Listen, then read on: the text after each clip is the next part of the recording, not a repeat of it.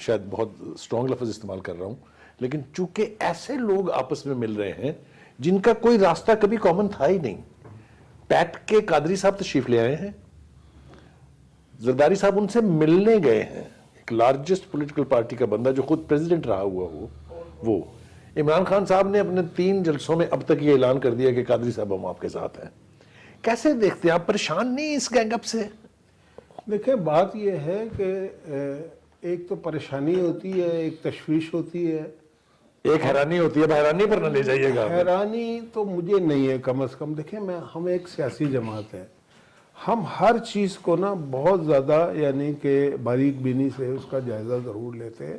یہ جو بھی کچھ ہو رہا ہے جو آپ فرما رہے ہیں بالکل یہ ایک اہم واقعات ہیں جو ظہور پذیر ہو رہے ہیں کہ جناب زرداری صاحب اٹھ کے طاہر القادری صاحب، وہ طاہر القادری صاحب کہ جن کا ایک کونسلر بھی نہیں ہے پورے ملک میں، نہ وہ کوئی سیاسی قوت ہے اور وہ مطلب کہ ماسٹر ہیں اپنی ضمانتیں ضبط کرانے کے، تو ایسے کے پاس جناب وہ چل کے جا رہے ہیں.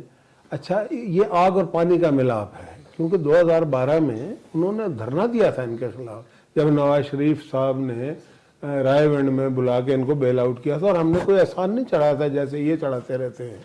ایک طرف کہتے ہیں کہ جی ہم نے جمہوریت کے لیے تھے، آپ کے لیے نہیں تھے، پھر احسان بھی کرتے ہیں. ہم نے کبھی نہیں کیا، آئندہ بھی نہیں کریں گے.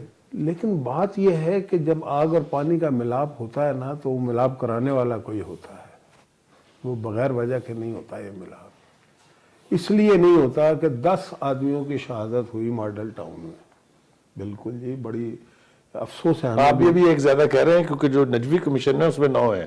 9 ہے، نہیں 14 کی بات ہوتی ہے. 14 کے لیے کرتے ہیں، 9 یا 10 ہی ہیں، ایسے ہی ہیں. صحیح کہہ رہے ہیں. اچھا چلیں جی ہم ایک بڑھا دیتے ہیں، چلیں فرض کریں 10 ہیں فرض کریں.